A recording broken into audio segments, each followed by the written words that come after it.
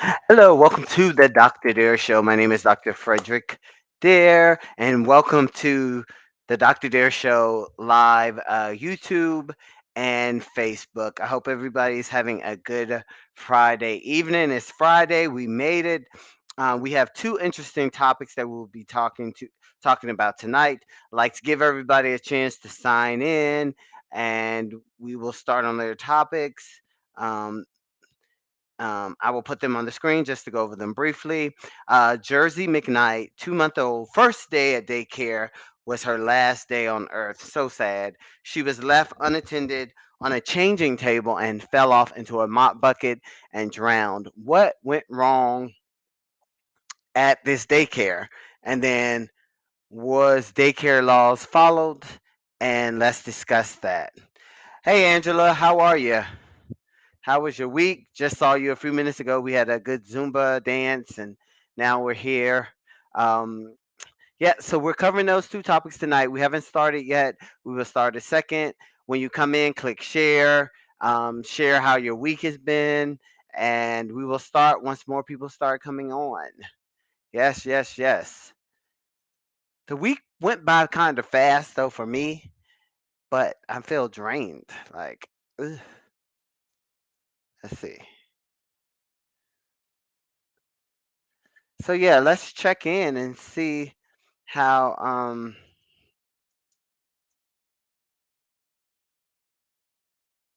how your week has been.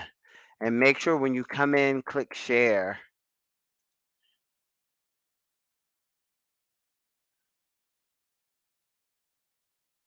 That's not what I want. Yes, yes, yes. What a week it's been. Just when you think we are done with COVID-19 or things were getting better, I won't say done with, but things seemed like they were getting better. Now we have, was it Amoxicron, or whatever that new variant is. Um, yes, yes, yes. So let me know how your week has been. Welcome, welcome, welcome. Click share the video and all of that stuff. I'm looking for some new. I'm sharing some videos, which is why. I mean, sharing the video, which is why I'm probably seem preoccupied. But welcome, welcome, welcome to the Dr. Dare Show. If you're just joining on YouTube and Facebook, we welcome everybody. Um,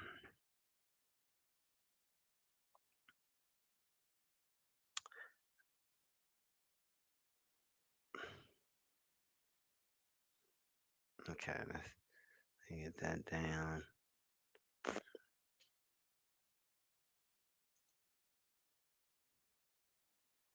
Okay. Welcome, welcome, welcome, Karen and Kelly. How are y'all? Welcome, welcome, welcome. Sorry, I was trying to pull up this video. Oh my gosh. Yeah, Karen. Oh my gosh. The COVID variants are multiplying. Yes. Yes, yes, yes. My week has been good. Karen, how was yours? Kelly, how's your week been? Uh, Angela, you say your week is always busy. I know that. Mine too. Mine too. It went by fast though. Don't you think this week did? I feel like it did. I feel like it did. So we have two great topics tonight. If you're just joining, number one, Jersi McKnight, 2 months old, first day at daycare was her last day on earth. Horrible, horrible story. She was left unattended on a changing table and fell off into a mop bucket. How coincidental, and drowned. What went wrong in the daycare? Was daycare laws followed? Let's discuss. And then number two, we are talking about Varian Hibbert stabbed his mother to death on Thanksgiving Day. Friends say that he displayed signs of mental illness. Did people ignore the signs, or did the uh, mental health help not come fast enough? What are your thoughts? Do we not pay enough attention to family members and friends? when they are struggling mentally. Your thoughts. And those are the two topics we are talking about tonight. But right now, we're just signing in, saying hi to each other, checking in, stating how you're feeling, how's your week been, all of those things. And I'm prepping some videos to share on both of these stories, so that you will get an idea of the actual story before we will get started.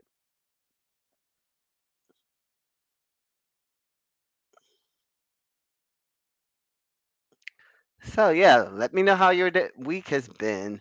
Um, Speak to each other. On this platform, we allow people to have their own opinions. Nobody's trying to change their opinions. If you have an opinion and it's yours, we're not going to try to discourage you from it. So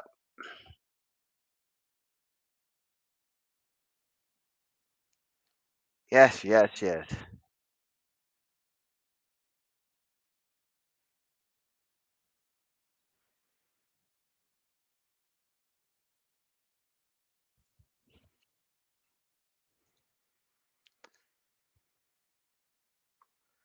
Yes, yes, yes, yes, yes. Welcome, welcome, welcome, welcome. If you're just joining, we haven't started yet.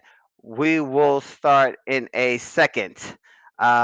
Actually, at 8:40 is when we get started. So,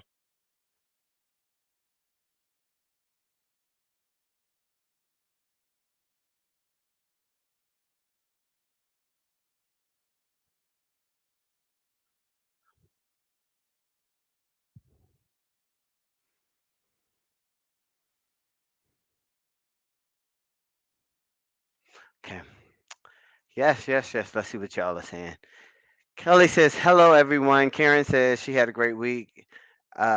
New job training is going good. That's good, Karen. Um, yes, yes, yes. We're starting off strong, strong, strong tonight. I'm trying to wake up. Whew. Got my new mug here with the D on there. Angela says, "Hello, everyone." I know some people, if you're on YouTube, people can't see your comments, so I kindly let them know what you're saying.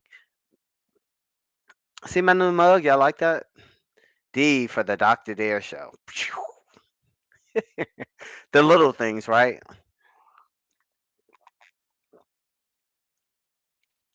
So we will be starting at 8:40. 8:40, 8:40, 8:40, 8:40. Make sure you click share. Um, some good topics that we'll discuss, which will provide people with additional information.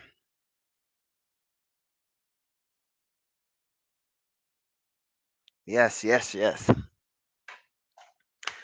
Ah, woo.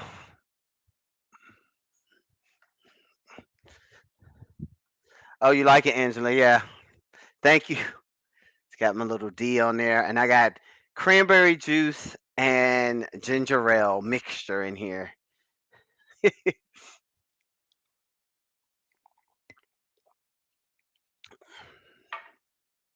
Tastes like a punch type thing. Okay, so let me get ready to share a screen.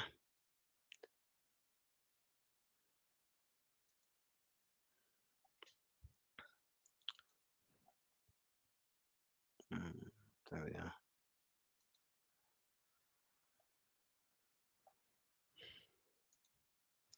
Oh,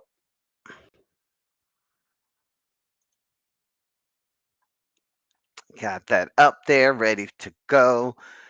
We will start in a minute. So it's time to start. So we want to talk about our first question.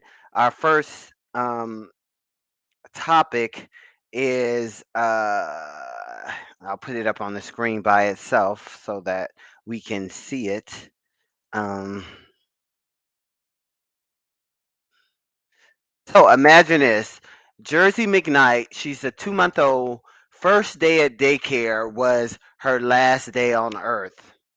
So she's only 2 months old. So let's hear what her family, how they found a daycare, and what their thoughts were and how they discovered that their 2-year-old was left unattended on a changing table, fell off into a mop bucket. How ironic is this? And drowned. What went wrong in the daycare, and was the daycare laws followed? Let's discuss. So I'm gonna share this video. Let me know if you can see it, um, or hear it, whether. Family speaking out for the very first time tonight. But first, we do want to warn you, to our viewers, some of the details in this story Can y'all are hear the very video? upsetting. Our Katie Kaplan joins us live now in the newsroom this evening after meeting with the parents and looking into the case. And Katie, this really is just an unimaginable loss. Yeah, Ben, Abby, any parent's nightmare really coming true for them last August after the 2.5-month-old drowned in a bucket. Since then, the family has been reeling, holding on to hope that someone will be held responsible. She honestly had just started smiling. Thanks, Karen. And giggling. The family of 2-month-old Jersi McKnight never imagined these images would be some of the last. I just assumed she was in good care. The past 4 months have brought a tidal wave of emotions, and they're still angry. Child abuse, child neglect. Just neglect all day. August 9th, Jersi's mom says she dropped her off for her first day at Hugger Family Daycare, a state licensed facility inside this Perry home. We were recommended by tons of people. Said goodbye just before 8 a.m. Around 3:30, got a hysterical call from the mother of another child there. My heart stopped. Something had happened to one of the children. I'm getting closer and closer to the scene, and there's ambulance, there's detectives, there's police. Like, She didn't realize how serious it was until an officer greeted her at the door, later learning what state records insinuate Jersi had allegedly been left unattended on a changing table and somehow scooted off, landing in a nearby mop bucket where the 2.5-month-old drowned. that alone leaving her is just negligence. Recently, a grand jury determined not to indict the daycare owner on criminal charges in a 10-8 decision, which has left the entire family reeling. I'm still in shock. I'm just hoping I heard it wrong. That's just like taking a bucket of water, throwing it out there in the yard. And when it dry up, it's over with. My grandbaby was way more than a bucket of water. The state attorney's office had no comment on the case. The Perry Police Department declined to be interviewed for this story and our request for the incident report, but they say despite that grand jury decision, this case is still active and ongoing, and they are even considering some new evidence. Oh. Different occasions, Sorry, I didn't mean to cut including that a off. violation about This is 5 important. weeks before Jersi's death for having 7 children under 3 years old, more than allowed by Florida law. Something mom and dad say they weren't aware of until it was too late. I need some answers. I need some answers. I need some justice. We reached out to the daycare owner in person and over the phone, but were hung up on by whoever answered. Meanwhile, Jersi's family waits, remembering their baby. Yeah, she ain't where I go. And So, what are your thoughts on this story? Horrible, horrible, horrible. So the mother was thinking that she got recommendations from friends for this daycare. They came highly recommended, and so that's why she took her there. But the first day turned out to be the last day on Earth. What are your thoughts? What do you think? What are you thinking out there? Kelly, you sit us over there, tips. No. Okay, so Karen says, um, when you think about the long and hard decision it had to have to even, I can't read. When you think about the long and hard decision it had to have been to even consider putting the baby in childcare and the level of trust you put into a provider, just unfathomable. Yes, it's horrible. And you could tell she did research. She tried to get recommendations, but what she didn't know, and that's why I clicked the video back on, is that this daycare had been cited for having, I think they said 7 children, 10 children. What was it? I did a 7 or 10 children out of the 7 to 10 children. I can't talk. Hold on.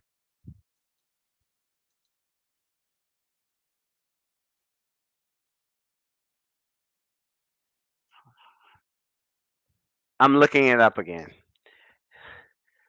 Non-compliant on 2 occasions.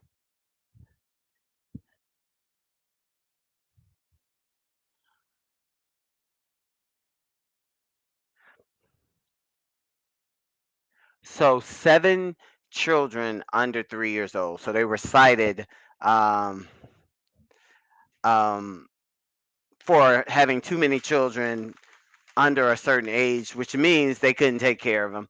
And so let's see what you guys are saying. Okay.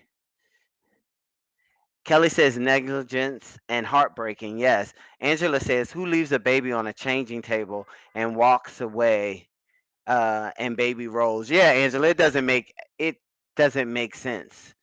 And I just don't understand um, why is a bucket, well, I guess a mop bucket, but full of water, why is that by the changing table? It's just so many things, and it's so sad because everything seemed to line up for this baby's death. And on my YouTube show, this lady found this other video, which was 4 years ago, where this same thing happened to a baby. The baby fell into a mop bucket. So it was kind of weird. I was like, that's strange. So the lady was like, "Is this story true?" And I'm like, "Yeah, I think it's true. It just doesn't. It's really weird.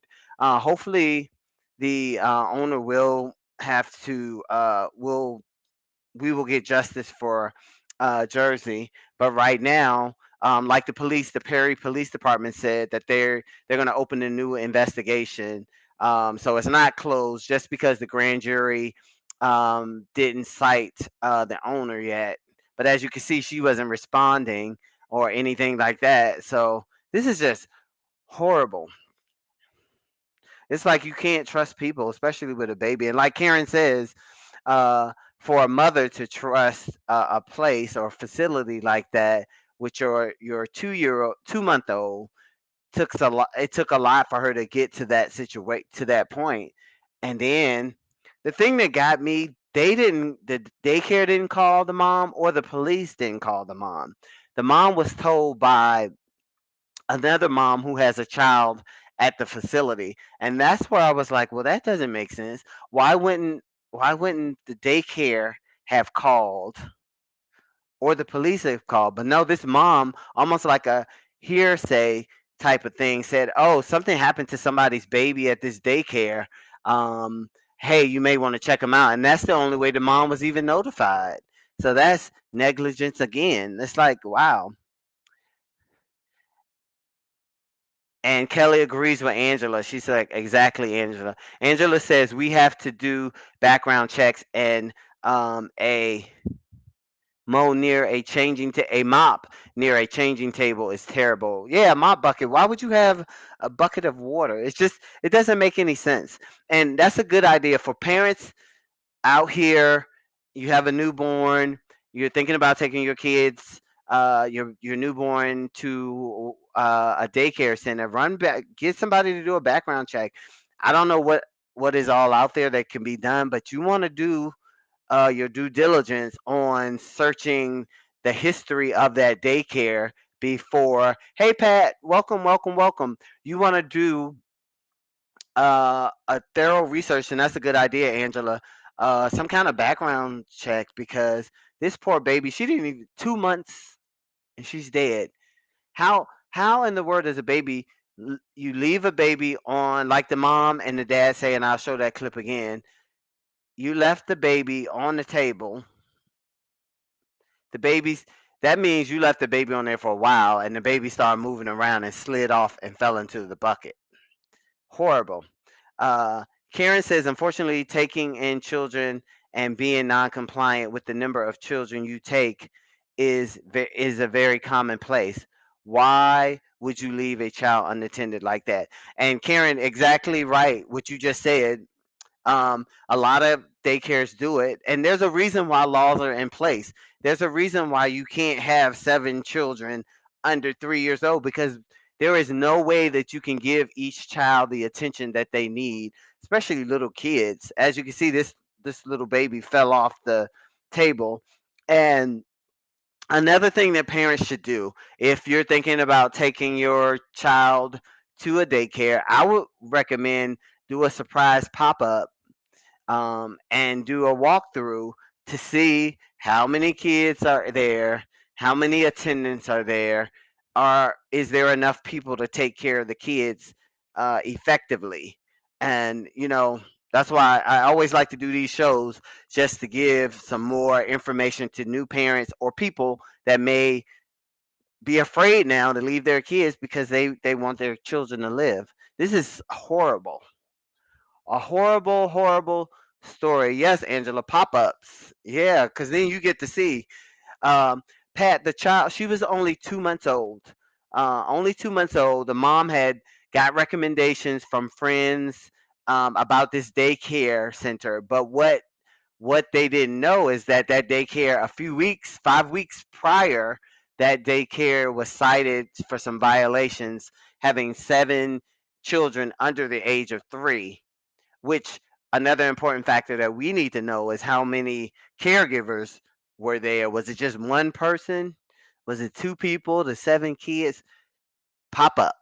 Make sure, if you are a new mom and you thinking about taking your child to a daycare, you might want to do a pop up just to see. It's almost like if you buy a new house and you're thinking about the neighborhood and you want to make sure the neighborhood is safe.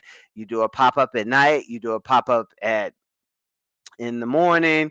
You want to see all times of the day to make sure you're not getting ready to sign up to get a house in the ghetto. You know. Um, so let's see. We got some comments. Karen says, "I worked for the state approving child care vouchers, the state vets facilities and owners, but they have no control over who is hired to work there." Yeah, Karen. Okay. And it's not it's the thing is, that owner should know the laws, right? So she shouldn't have 7 children under the age of 3. So that's why I'm like, you something she should be held accountable. And that's why the parents are like justice for Jersey, because they put their trust. The poor baby didn't even live 2 months. Well, she lived 2 months. That's it, you know. And Pat says, "Oh my God, poor mother, a wrong recommendation." Right. Just horrible. That's why I was like, when I read this story, and if you want to check out the story, I did this story on YouTube, and got a lot of feedback on there as well. And so I thought I'd bring it here along with the other story. Um, yeah, Karen says, and she shouldn't have a bucket of water near a changing table. Right. That means you're not paying attention. You're not preparing your facility for kids to be in there, because a daycare, kids running around, why would you have a bucket of water? Some little child is going to play in that bucket of water. So that's why the parents are like, this is neglect, and these parents do need to be. I mean, this daycare owner needs to be held accountable. It's just really sad. So the lesson we're taking away from this story, and if you share this video, and if anybody is listening to this video after the fact, and you're a new parent, we would suggest you do a pop-up of the facility. I don't care if your mama, your daddy, your sister, your brother gave you the recommendation. You need to go, your best friend or whatever, you need to go do pop-ups. Like Angela said, you need to do some kind of background check to see, you know, um, are these people credible? Is there a criminal record? Is there citations? Um, and I think some of that stuff is available if you um, go online and go to the agencies that handle, like, uh, checking out this stuff, and I'm sure you're able to see the records of the facility. I know when I was searching for some like healthcare services for family members back in Virginia, I could go on the website of the organization, or well, of the government organization in the state, and you see all the citations. You see if that facility has something brought against them and all of that type of stuff. So the stuff is out there. We just have to use it. We have to, unfortunately, we have to use stories like this to educate ourselves. And Pat says no baby should be put on a table, right? And I think they were trying to change it, but I think they left the baby, just left the baby. It's just really bizarre. This is a really bizarre story. And then just to let the baby just fell into the water.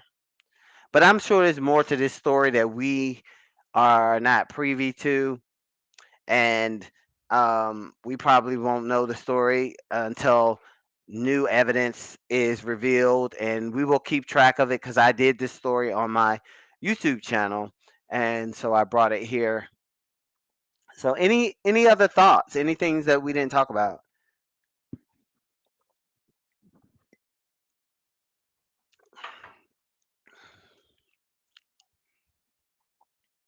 Very, very, very sad story for anybody out there with newborns. We have to be more careful and make sure we're checking um those type of stories. Let's see. So anything else before we topic hop to the next story? Okay, Karen has something.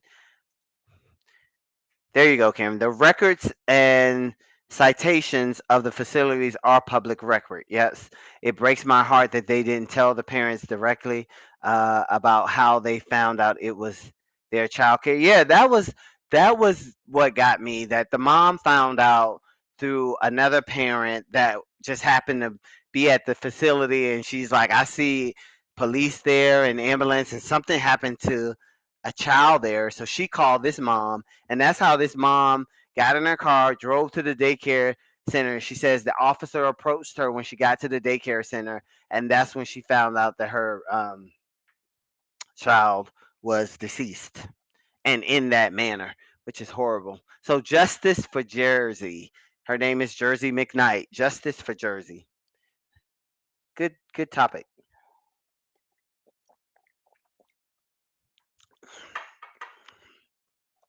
Yes, Angela. Very sad story. Yes, yes, yes. Very sad story, definitely. So hopefully they get justice for Jersey. On to our topic number two. So let me pull that question up again.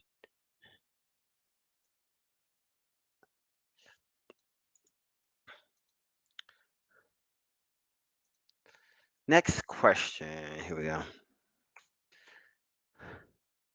So this story brought my attention because I think a lot of families ignore family members or loved ones that have mental issues. We see them, we we say they're acting strange or something's not right, but I don't know if we do enough to get them help. And so this story, I did it also on my YouTube show. If you want to see the full show, I'm gonna copy links into both of these stories that I did. Um, oh, hold on. But yeah, this story is so sad as well. And um,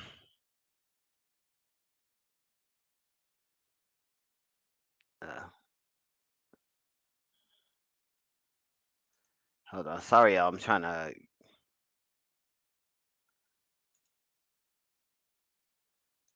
Okay, so here's the link if you want to watch my YouTube story for the Jersey story, and then oh, let's look at the video for this case before we start talking about it. So let's stop sharing, and now let's start sharing again, and let's listening to this story, this news clip. here. Families get together and give thanks, but this Thanksgiving, a young man is accused of stabbing his own mother to death right behind these doors. I was really shocked by that. Cameron Boyd never imagined something so horrific would happen right across the street from where he lives. I didn't think he was really capable of doing something like that. A young man, his neighbor, is accused of stabbing his own mother to death. Like, it's your mom, and it's on Thanksgiving. Like, that's the crazier part. It happened around noon. Police say Varian Hibbert attacked his mother at their home on Misty Valley Court. Another family member inside the home, a boy, called 911. That is devastating. Henriette Robinson can't believe it. Never thought that, it'd come to this. Hibbert was arrested at least twice last August on several charges, including false imprisonment, assault, and obstructing officers. Robinson says there were warning signs. He'd come outside, be talking to himself. We even caught him on, our camera trying to come in our door. And now a neighborhood is left to mourn on a day when so many others give thanks. It's really disturbing. I mean, I feel for this mother. Hibbert is charged with numerous counts, including murder and aggravated assault. In Lawrenceville, Christopher King, Fox 5 News. So sad. Sad story, sad story. What are your thoughts? So, Varian Hibbert, 18-year-old, hold on. Sorry. Varian Hibbert stabbed his mother to death on Thanksgiving Day. Friends say that he displayed signs of mental illness. Did people ignore these signs, or did mental health help not come fast enough? What are your thoughts? Do we pay enough attention to family members, friends, or associates that display mental health issues, and we kind of just hope they're going to pass? What are your thoughts on this story? So I put the link to I covered this story on my YouTube show. And what was interesting, if you go and read the comments, the sister of the mother that was stabbed to death, she has been, she gave me a little background of what actually happened. She said her mom was trying to get him help. And it was too late, and he ended up killing her. But the mom did try to get her help, because I know a lot of people probably assume that mom just kind of ignored it, or kind of was just trying to live life as normal. And I think some people do that. Some families do that, but the sister wanted everybody to know that her sister, who got killed, was trying to get Varian help. Again, if you want to see her, she talked about it under my video in the comments. And then another thing, some of his classmates got on my channel too, and talked about how he was kind of strange and kind of, but the I guess his aunt, that's who it is. His aunt is on my page giving a little bit more detail, and she's saying they bullied him in school too. So just a lot of contributing factors. The first thing that I thought about, what are your thoughts? But the first thing I thought about is that we have got to teach our kids, if we have younger kids, before they go to school, teach them that people do have mental health issues, and make sure that they're not making fun of people that are different, or that may be struggling. And you have to make sure that your kids are not they're not a bully. So what are your thoughts? Y'all are quiet out there. Are y'all still with me?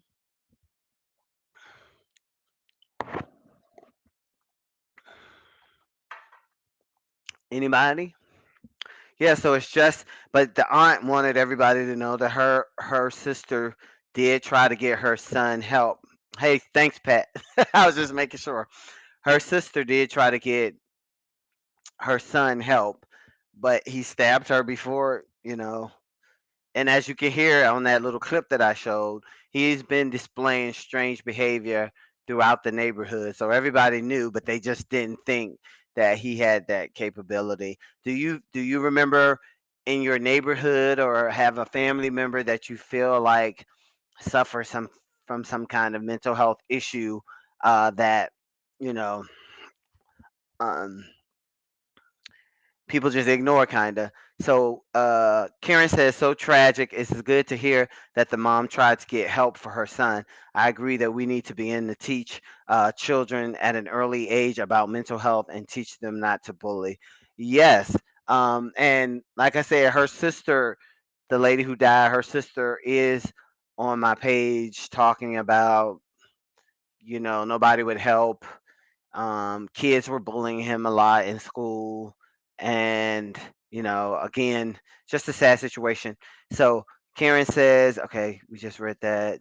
Angela says mental health illness is serious. Um, and Pat says mental health services suck. Yeah, and I'm sure this poor mom probably lived in fear some days, um, being in a house with someone who's talking to themselves.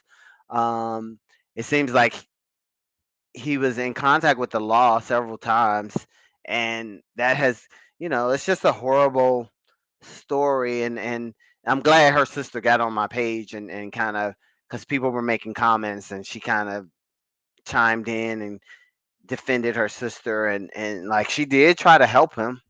It's just too late. And like you said, Pat, the mental health services system sucks because, you know, you probably feel like you're in it by yourself and nobody's there to help you. And I'm sure this poor mom just kind of um did her best to kind of take care of her son, and this was the outcome. It's just sad, you know. Just a sad situation. Both of these stories are. Sorry that they're so depressing. They are, but I like to use them as tools to help people. Like if you are experiencing somebody with a mental health illness, make sure you have a loud voice and let people know you need help. You need somebody to do an assessment on your child or your brother or your sister or whatever, and just don't ignore it, because and I can imagine that's scary. Like to be in the house and someone is um experience some kind of psychotic break or mental health, illness or something like that. Just a tragic story. And Pat says, my son has so much services in place, but he refuses to still take his medication. And Pat, I worked thank you for sharing that. I worked in a psychiatric hospital during my internship, and that was what they struggled with a lot, was making sure that the patients would stay medication compliant, because they didn't like the way the medication made them feel, so they wouldn't take it. They would act like they were taking it, but then when you saw their behavior, you knew that they weren't taking it. And this happens a lot too with homeless people. Because what we would see is the homeless people, most of them had mental health. I'll say most of them, not all of them, had mental health issues. They would be arrested by the cops on the street. They would be taken to this hospital that I used to work for, and we would get them treated. They would get their medication. Then we send them back out on the street, and that cycle would just keep going on and on because they're homeless. They don't have money for the medication.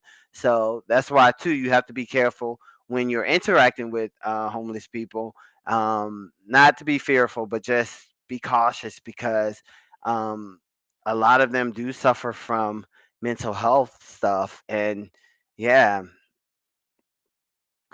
and Pat says, I'm very tired and drained. Yes, Pat. So you can understand what this mother probably went through, Pat, right? Um, just trying to get, services for your son, trying to get the medication, trying to get your son to stay on the medication.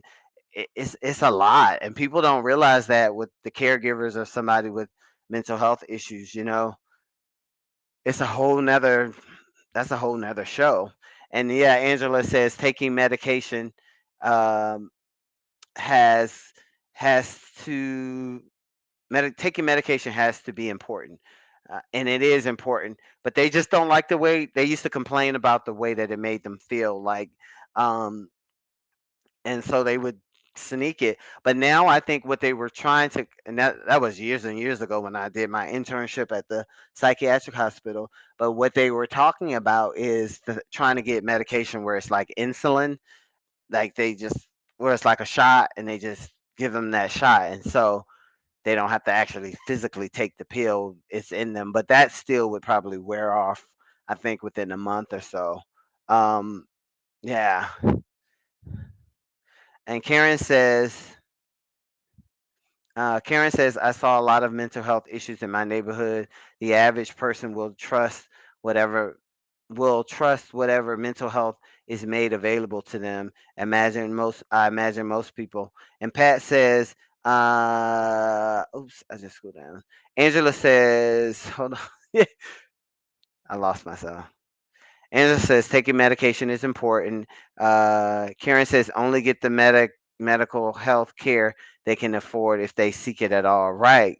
Because some of them, like again, they don't like the way that medication makes them feel, so then they avoid taking the medication at all. And then Pat says they give us the injection. Does that injection work, Pat? Is it more efficient? Does it make him more medication compliance?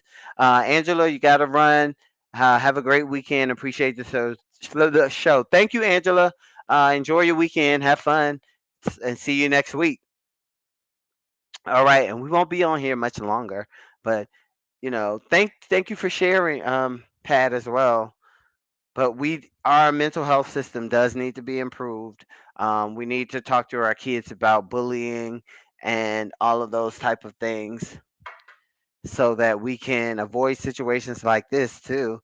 And um, there needs to be like support groups for moms, family members, things like that, who are dealing with a person with a mental health illness, so that what they can share, like tips and give each other that support, because so often people don't get support um, in situations like this.